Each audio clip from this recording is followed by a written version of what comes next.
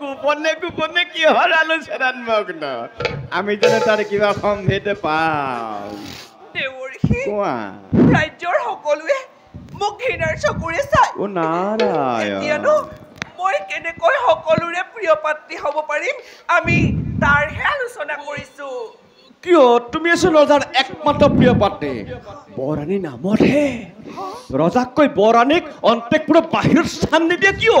মইতো তাকে কৰিম বুলি ভাবিছো আপুনি মাথো কৰক আশীৰ্বাদ মোৰ যাতে উদ্দেশ্য সফল হয় দেৱৰ্ষি মই তোমাক কৰিছো আশীৰ্বাদ তোমাৰ মংগল হ'ব মই তেন্তে এতিয়া বিদায়হে মাগিছো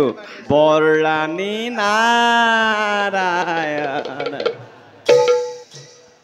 দেৱৰ্ষি মানে